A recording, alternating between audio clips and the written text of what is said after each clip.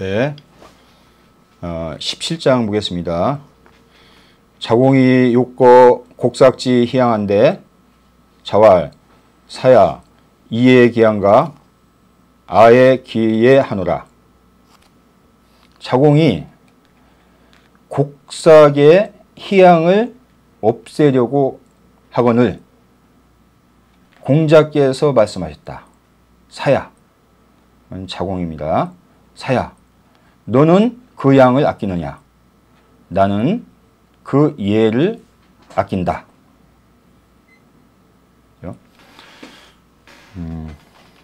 요 자공은 공자의 제자이죠. 그래서 이름이 단목사입니다. 그래서 여기서는 사라고 이름을 부르는 것이겠죠.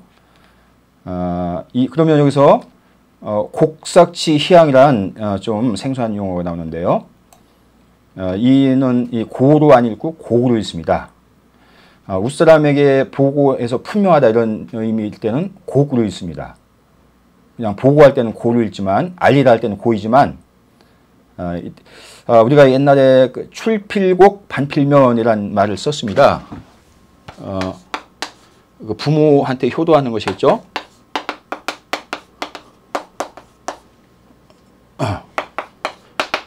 쉬운 말인데 그 밖에 나갈 때는 반드시 부모한테 아뢰고 집안에 들어와서는 반드시 부모님 얼굴을 뵙는다. 그래서 이 곡으로 읽죠. 여기서도 곡삭인데 곡삭의 의미는 밑에서 설명합니다. 곡삭에 쓰이는 희양, 희양은 희생양을 얘기하겠습니다. 네. 희생양을 없애려 했다. 주석 보겠습니다. 곡삭지대는 고자의 천자상이 개동에 반 레세 12월지 사구 제오거든 제오수의 장지 주묘라가 월삭즉 이 특양 고묘하여 청이행지라.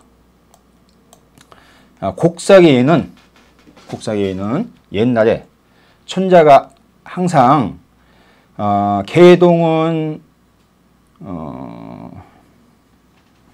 맹중계에서 가장 끝이죠. 그러니까 겨울에 이제 3계절씩 있는데 늦겨울을 얘기하겠습니다. 그러니까 12월이죠. 12월. 천자가 12월에 반은 이제 반포하다 뜻이겠습니다. 내세는 다음 해죠. 다음 연도에 12달에 이 삭을 이 달력입니다. 이제 12달에 삭은 이제 이게 금음삭이니까 한 달을 얘기합니다. 를 제후들에게 반포를 한다. 우리가 역법 하늘에 이 주관자가 이제 천자니까 이 역법의 주관자가 이제 천자이겠습니다. 그래서 이 달력 반포를 이제 천자가 주관한다 이거죠. 그래서 그 제후들에게 반포를 합니다. 이제 그 새해가 이제 될 때. 그래서 이제 예를 들어서 우리나라가 이제 매년 그 중국에 이제 조공을 갔는데 그거에 이제 큰 목적 중에 하나가 중국의 천자로부터 이 역법을 받아오는 것이겠습니다. 이런 식으로. 다음 해에 12달의 삭을 제후들에게 반포를 한다. 예, 천자 국의 밑에 있는 여러 제후국을 얘기하겠습니다. 그러면 제후들이 이것을 받아서 조묘에 보관을 한다.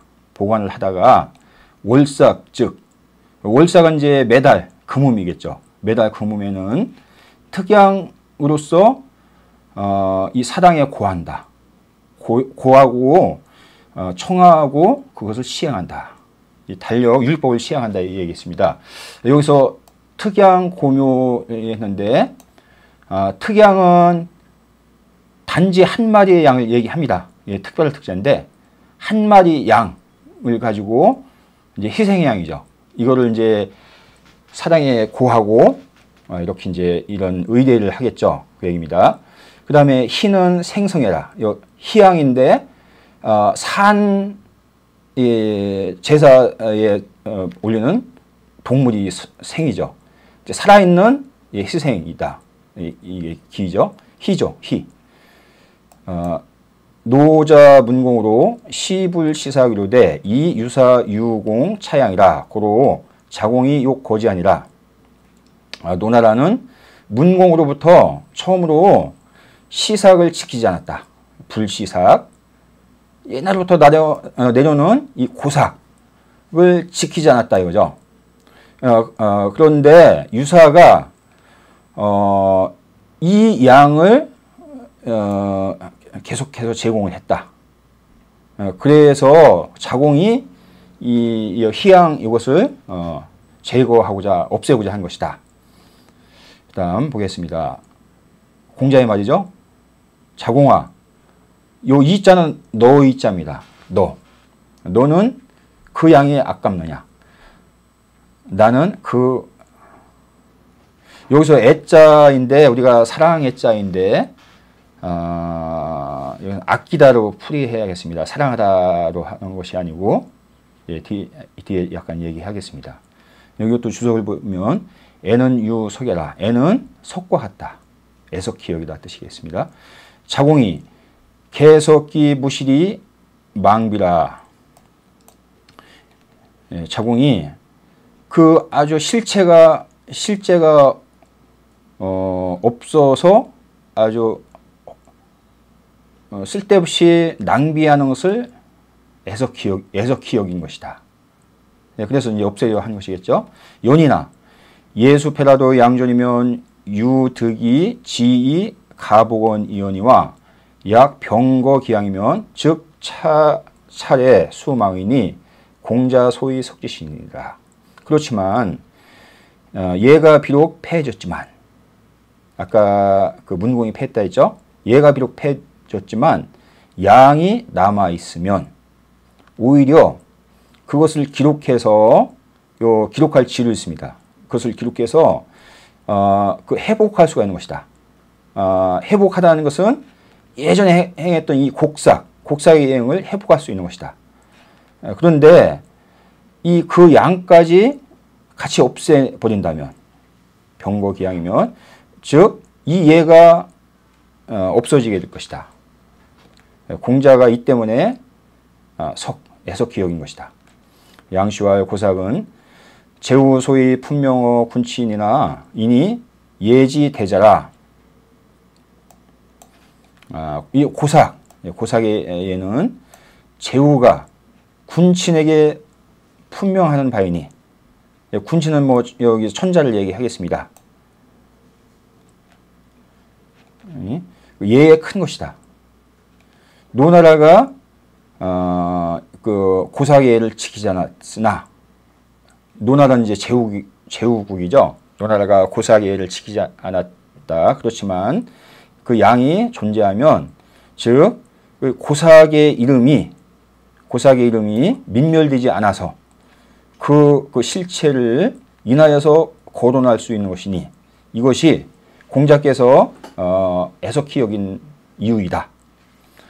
이 얘기는 뭐냐면은 이 희생양까지 없어지면 이 고삭예를 이제 나중에 다시 회복할 수가 없는 것이겠죠. 그렇지만 양이라도 존재한다면 그거를 다시 되살릴 수 있다 이런 얘기겠습니다. 그래서 공자가 한 말씀이 이 말씀입니다. 너는 그 양을 아까워하느냐? 나는 그 예를 아낀다. 그래서 이런 얘기를 한 것이겠죠. 여기 또 약간 보면 여기 그림 우리 요 장에서는 가장 핵심 제재가 이제 양입니다. 그죠? 양. 그러니까 희생양이죠. 희생양에 대해서 이제 얘기를 한 것이겠죠. 근데 우리가 이 희자는 우리가 보통 희생양할 때 희자를 이렇게 씁니다. 희자 앞에 아까 쓴 것은 약간 달랐죠. 요 희자 목의식자의 기운 기자를 썼는데 원래 그 희생할 때는 이렇게 씁니다. 우리가 희생양 할 때 이렇게 쓰는데 요 희자를 보면 옛날에 희생할 때 이 소로서 희생을 한 것을 이 글자에서 알 수가 있겠습니다. 여기서 이 소자가 들어가는 것이겠죠. 예. 우리 영어의 스케이프고트랑 동양의 희생양이랑 약간 개념은 틀리겠지만 예, 그래도 뭐 기본은 같겠습니다. 아까 애자가 나오는데 애는 아끼다로 해석을 해야 됩니다. 하나의 예를 들어보면 그 2인편에 보면 부모지녀는 불가부지가 아니라 이 말이 나오는데요. 부모님의 나이는 알지 못하면 안 된다. 그러니까 부모님의 나이는 항상 알아야 된다 이 얘기했습니다. 매년 이제 한 살씩 이제 높아져가죠. 불가부지 아니라. 여기에 대해서 이 주가 나오는데요. 상지 부모지년 즉 기희기수 우구 우세이 오 애일지성이 자유불능이자니라 했죠. 항상 부모의 나이를 안다면 이는 나이겠습니다. 항상 부모의 나이를 안다면 즉 그 장수함을 기뻐하고 또 그 쇠퇴함을 아주 이게 두려워할 구자죠. 그 쇠퇴함을 두려워한다. 그러니까 부모의 나이가 매년 많아지면 한편으로는 부모의 장수를 기뻐하고 또 한편으로는 이제 부모가 이제 점점 노쇠해지는 것을 두려워한다. 하여서 이 애일지성이 자유불능이잖아요. 애일지성을 저절로 그만둘 수 없는 것이다. 이렇게 나오는데 여기서 애일지성이 뭐냐면은 이게 애자가 악기래자로 해석해야 된다. 그죠? 예. 이 일은 뭐 세월을 얘기하겠습니다. 하루가 가고 이게 세월이니까 이 시간이죠. 시간, 세월. 세월을 아끼는 정성. 그죠? 애일지성. 세월을 아끼는 정성이 저절로 그만둘 수 없는 것이다. 이렇게 설명이 나왔죠. 예, 여기까지 설명을 했는데요. 여기서 보면 우리가 그러니까 한 마디만 하고 끝내겠습니다. 이력 지출한 우리가 사자성어가 있는데요. 잎사귀 하나를 가지고